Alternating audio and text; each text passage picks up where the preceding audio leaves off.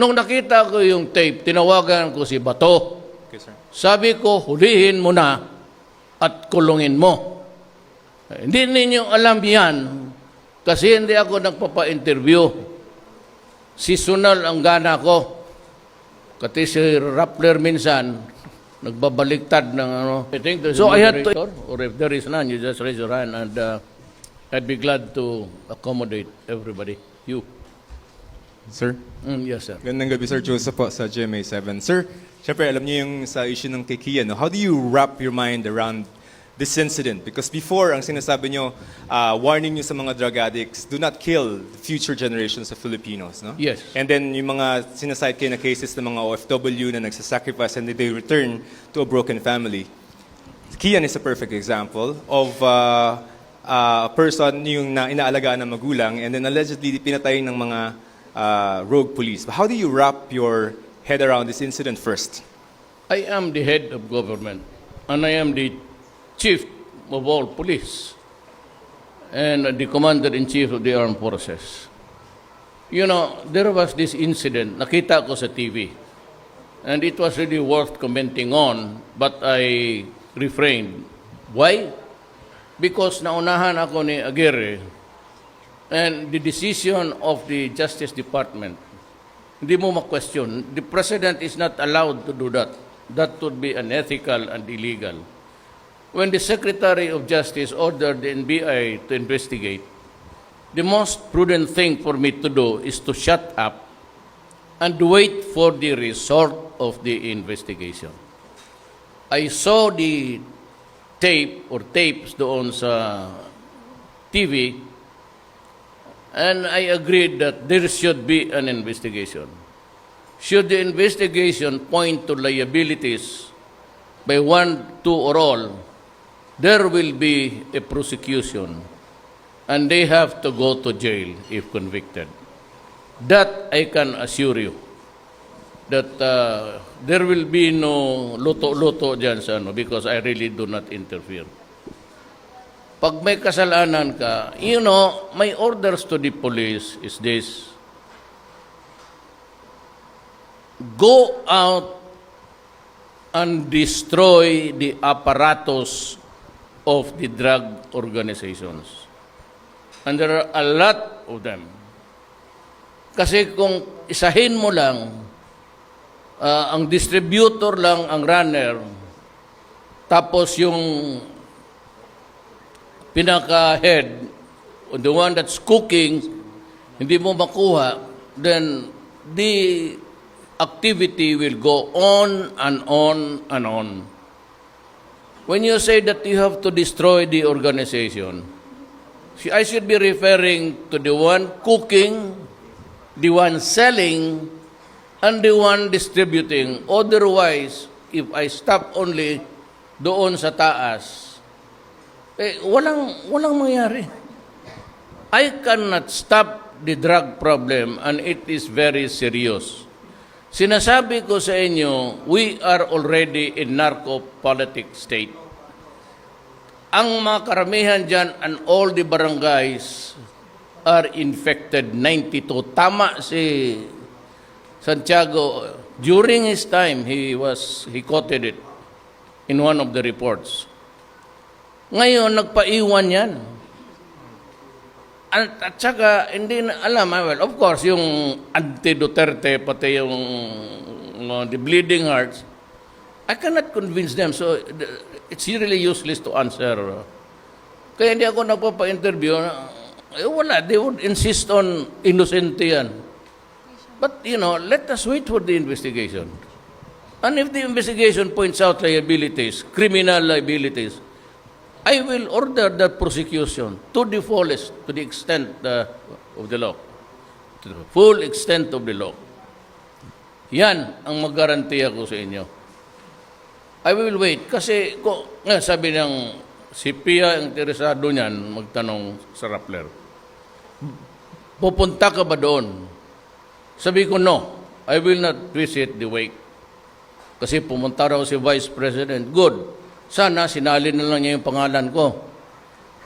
Kasi sa gobyerno man kami dalawa. Ganito yan eh. it is pregnant with so many suppositions. One is that, look, Duterte went there maybe to apologize kasi totoo yung talagang nangyari. Then I would be putting so much pressure on the police. Mataranta na sila niya kasi ganon. Kaya siguro naghingi ng tawad si Duterte. I cannot do that. I cannot do that because the organization sa PNP is under me.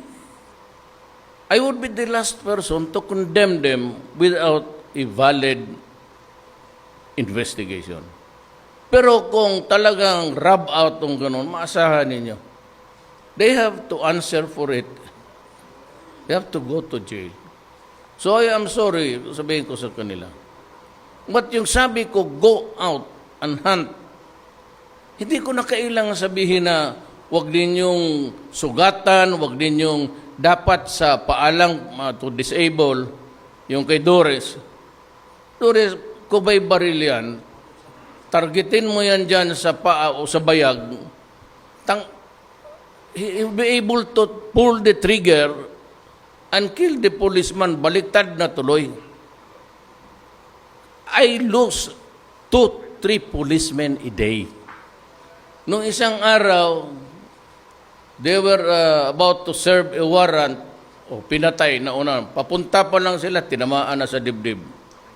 I have lost about 100 plus soldiers. Policemen, mga about 67. Why? Bakit mas marami ang military? Because in Mindanao, alam mo na, in Marawi and in Osamis, they were producing shabu more than its normal consumption sa mga tao. So they had to sell outside of Mindanao. Ang problema doon, ang pulis mismo at ang mga tanod, yun ang ginawa ng mayor doon. Every barangay, captain, binigyan niyang baril, tapos sabi niya mag-organize ng tanod. Pero tao niya. Nakita mo niyo yung footage na nakalinya yung baril. Talo pa ang NPA na isang batalyon. Kasi lahat ng tanod, binigyan niya ng baril, employed sa City Hall, may private army siya. Kasi ang judge doon, walang conviction. Kasi sabi ko, anong klase itong... Ibig sabihin, wala talagang ang nagbabaha. And ang ayaw ko kay Parahinog, kasi pati yung mga pulis na ayaw sumunod sa kanya, pinatay. Meron niya pa silang pinatay na 4. Yung isa doong nilibing, yun yung pulis na, I think it was the team leader, na nakuha yung buto. So we are waiting for the DNA. Yung they were digging in a place there somewhere. Nakuha nila yung mga buto. Ang isa doon, pulis. Yun yung nawala. Yun yung ayaw sumunod kasi nga illegal. Ang problema, narco-politics talaga. Walang eleksyon doon, takot ang mga tao, sunod lahat, at yung nakinabang, maligaya. Kaya sabi mo, where's the big fish? Kaya Duterte, ano lang, o bigyan ko kayo ng, o si Albuera, mayor.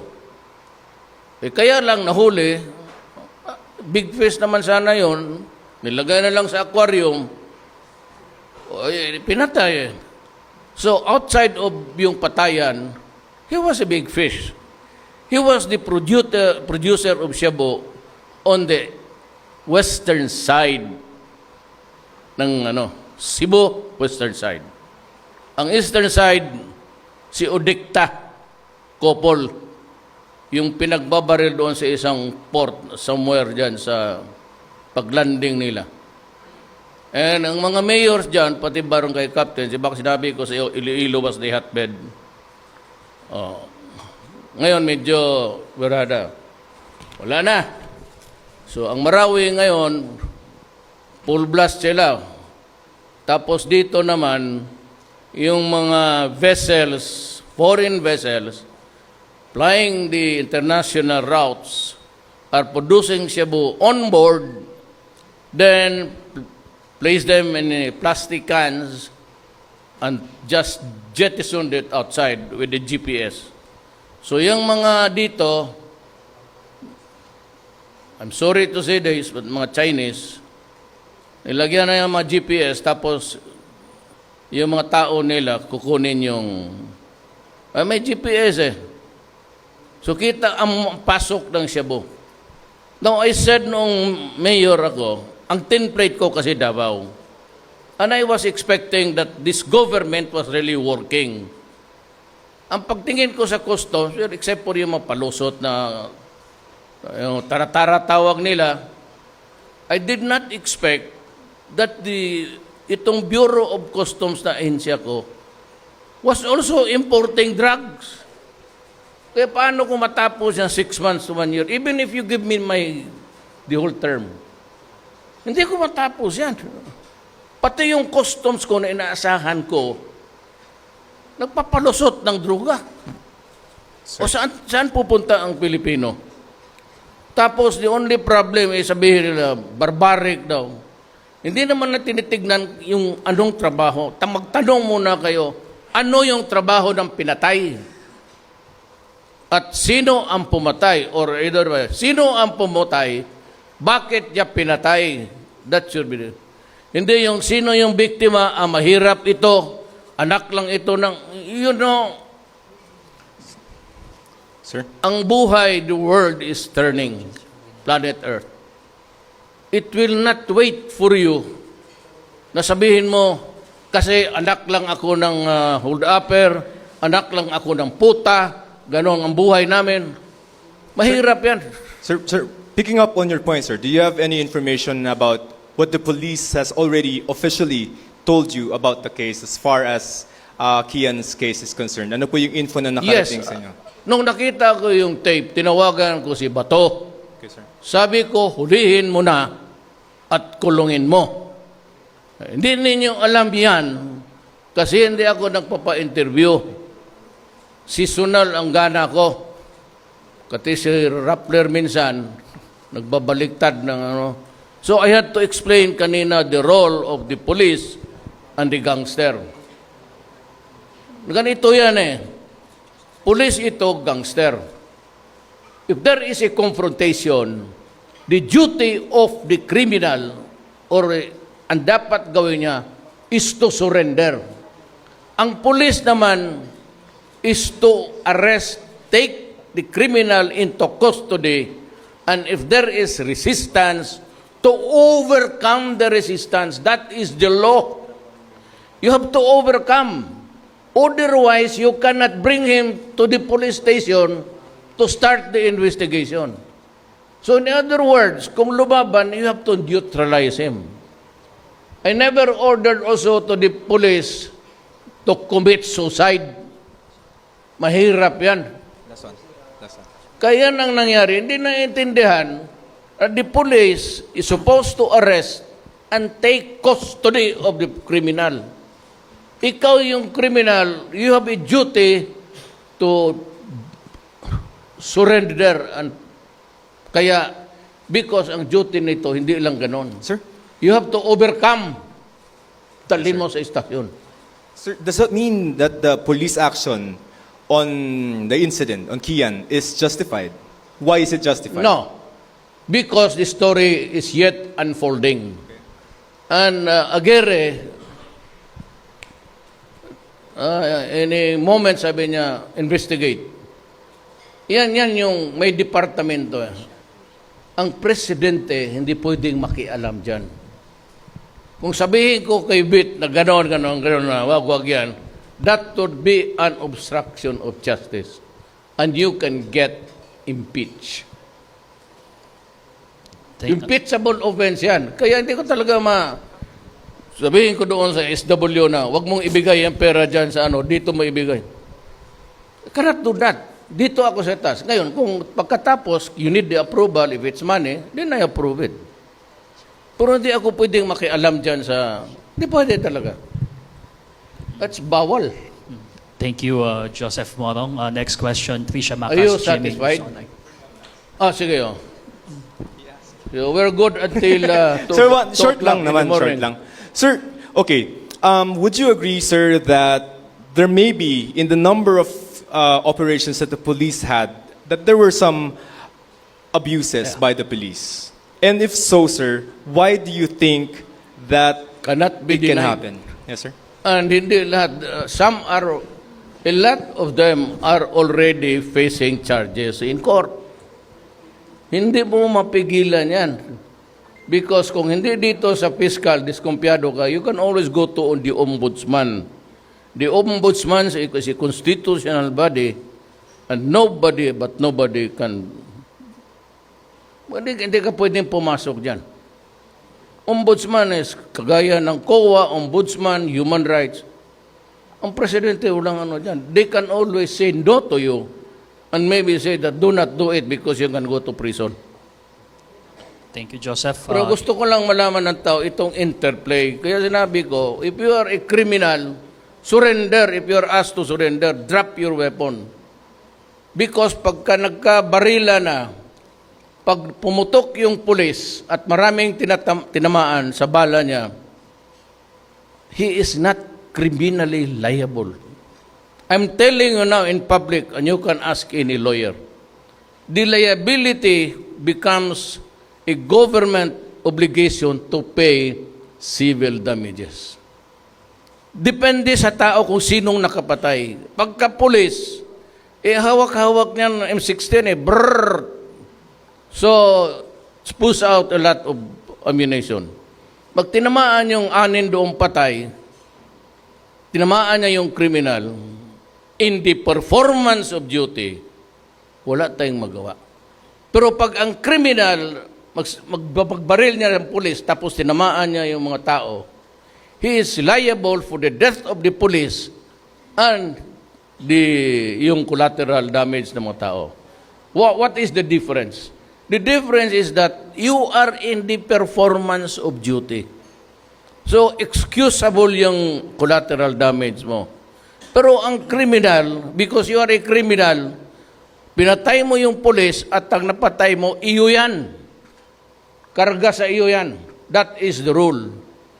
Problem is, hindi man tinatao na may criminal dito, the obligation or the duty of the police is to confront and overcome the resistance, if it need be, patayin ka para madala ka sa estasyon. That is how these things operate in our country. Next question, Trisha Macas. And I GMA am News. lecturing you about criminal law. Bantayan lang ninyo because then, if this country, I said, will go to the dogs, you will remember me.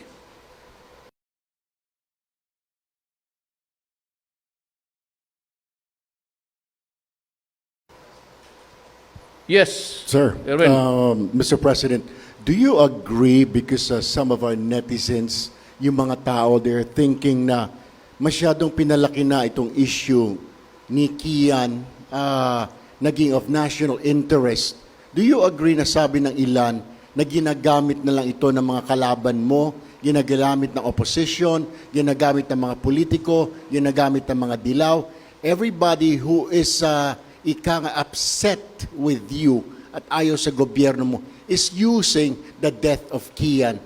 What can you say about that? Yes, Sir? and all others. I cannot discount the possibility, sabi ko na, in my reply that there is a possibility that in some of the police incidents, there could be abuses. I admit that. Pero yung gusto nila to put me down, I said very much willing to encourage them to do it.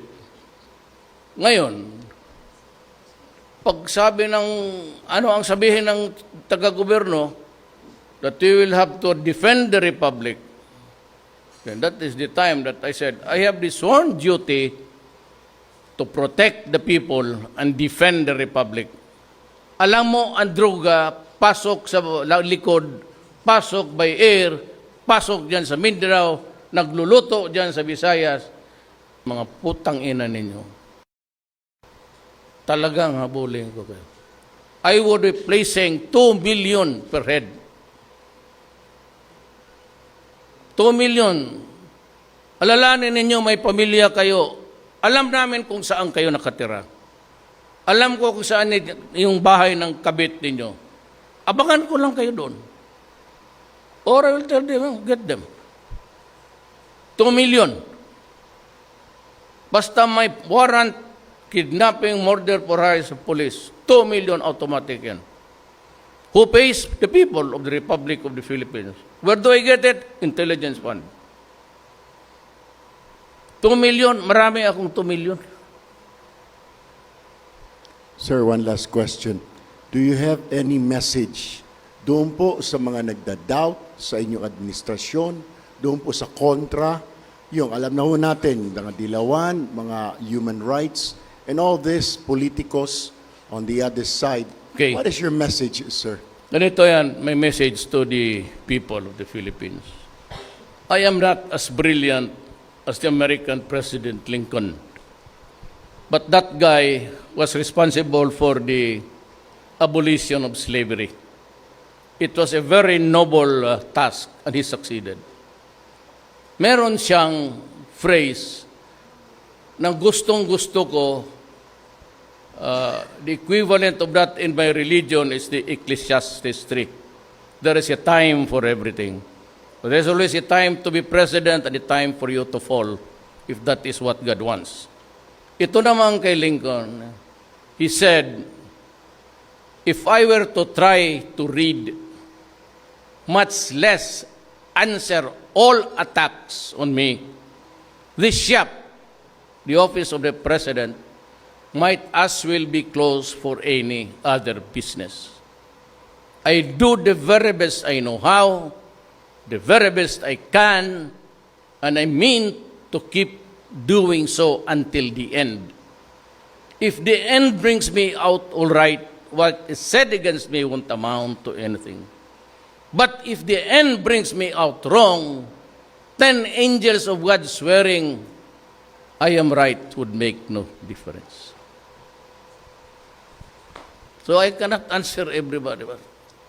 Basta gawin ko lang ang ginawa ko. If this country will go to the dogs, then remember me. Pagka nawala ako tapos ganito ang sitwasyon, then remember me. Remember my warning that I have to do this because I have to protect the people. Wala yung konstitusyon. I, Rodrigo Duterte, insert this.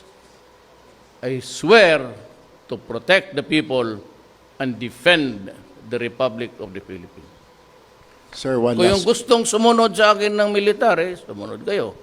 Kung ayaw ninyo, di sabihin ninyo. Then maybe you can do better. O pag namatay ako,